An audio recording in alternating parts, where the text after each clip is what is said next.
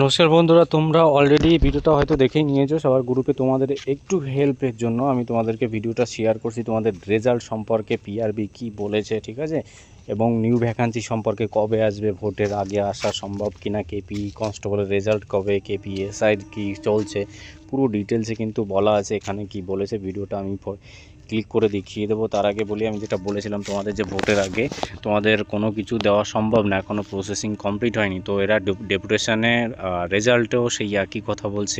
এনারা স্যারদের সঙ্গে আলোচনাও করেছে, সব কিছু ডিটেলসে বুঝিয়েও দিয়েছে কোনটা সম্ভব কোনটা সম্ভব না, ঠিক আছে। ওই নিয়ে তোমরা টেনশনে কোনো প্যানিক হবে না, ঠিক আছে, যেহেতু কেসও চলছে। ভিডিওটা পুরো দেখবে, রিকোয়েস্ট থাকলো। তাহলে তোমাদের যারা নতুন ক্যান্ডিডেট আছো এবং পুরনো যারা আছো, রেজাল্টের সব রিক্রুটমেন্টের অপেক্ষা করছো, সব কিছুই ডিটেলসে কিন্তু এই ভিডিওর মাধ্যমে দেখতে পাবে।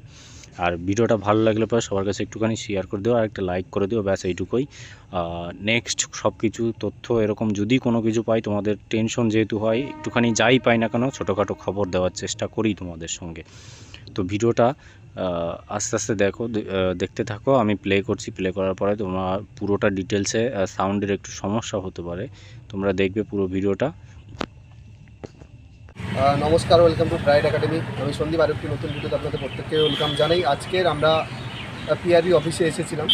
বেশ কিছু কোশ্চেন ছিল আমাদের। নতুন রিক্রুটমেন্ট কবে আসছে, মানে এই রিক্রুটমেন্টের জয়েনিং কবে হবে, আর নতুন ভ্যাকেন্সি কবে আসছে, আরও অনেক অনেক কোশ্চেন ছিল। সমস্তটা নিয়ে আলোচনা করেছি এবং সমস্ত পজিটিভ উত্তর পেয়েছি স্যারেদের তরফ থেকে। ওনারা যথেষ্ট হেল্পফুল এবং ভালো ব্যবহার করেছেন আমাদের সাথে, এবং ফেয়ারভাবে পরীক্ষা নিতে এবং দ্রুত জয়েনিং করাতে ওনারা অত্যন্ত তৎপর।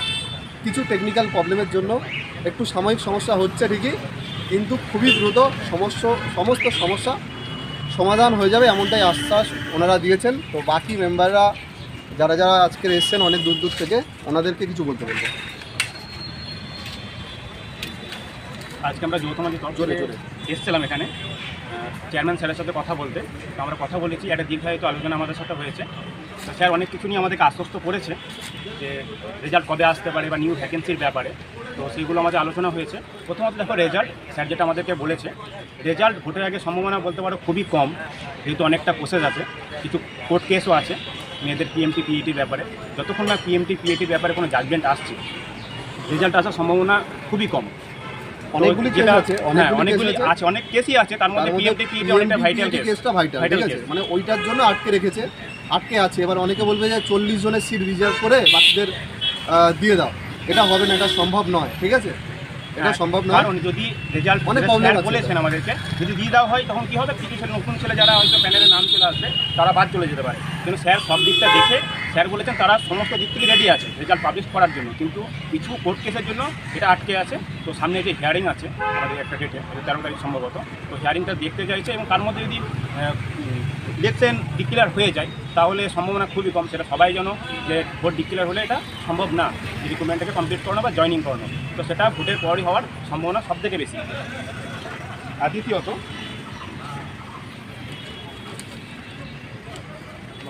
হ্যাঁ, ডাব্লিউপিএসআই এবং কেপিএসআই, যেটা রেজাল্টের সম্ভাবনা কবে দিতে পারে।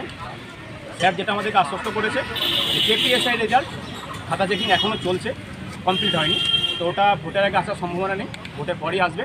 আর ডাব্লিউএসআই যেটা আমাদের রিসেন্ট এক্সামটা হয়েছে, সেটার জন্য এখনও খাতা চেকিংয়ের জন্য পাঠানো হয়নি, সেটা এখনও দেরি হবে। আগে কেপিএসআই রেজাল্ট আসবে, তারপরেই ডাব্লিউপিএসআই আসবে। কেপি কনস্টেবলটা বলে দাও। হ্যাঁ, কেপি কনস্টেবল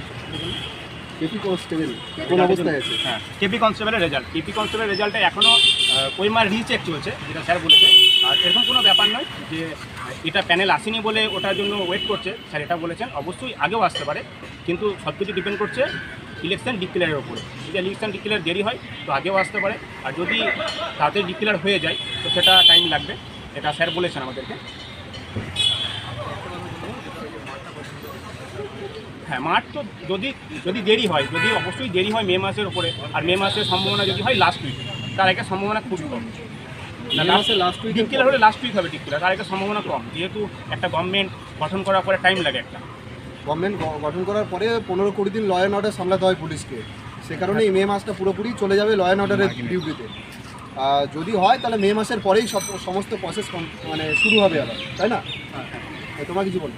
মাঠটা নিয়ে আরেকটা কথা বলতে পারি যে মাঠটা যেটা বলতে চাইছে যে বৃষ্টির মধ্যে মাঠটা একটু প্রবলেম হতে পারে, তো সেক্ষেত্রে তারা ভাবনা চিন্তা করছে। বৃষ্টিটা তখন হবে না, তখন পুজোর আগে তখনই মাঠটা হয়ে যাবে, যাতে আর যে যে জায়গাগুলোতে মানে অতটাও কাদা জলের প্রভাব পড়ে না সেই দিকগুলোতে স্যার বলেছে সেটা চিন্তা ভাবনা করবে তারা, চিন্তা ভাবনা তারা করবে। কিন্তু যদি না হয় তাহলে পুরো বৃষ্টির টাইম চলে গেলে তারপরে বৃষ্টির মধ্যে হলে পরে ক্যান্ডিডেটদেরও অসুবিধা হবে না জল কাদাতে, তো তাই জন্য স্যারেরা বলেছে বৃষ্টিপাতে যেহেতু অনেক ক্যান্ডিডেট পাস করতে পারবে না কাদার মধ্যে, তাই স্যারেরা বলেছে যে সুন্দর টাইমে করবে যাতে ক্যান্ডিডেটদেরই সুবিধা হয়। কারণ স্যারেরা খুবই হেল্প করেছে, স্যারেরা খুবই মানে ঠিকঠাক পজিটিভলি উত্তর দিয়েছে আমাদেরকে, খুবই ঠিক মানে পজিটিভলি উত্তর দিয়েছে। ঠিক আছে, আরও অনেক কিছু আছে যেগুলো আর যেটা সবাই একটা দাবি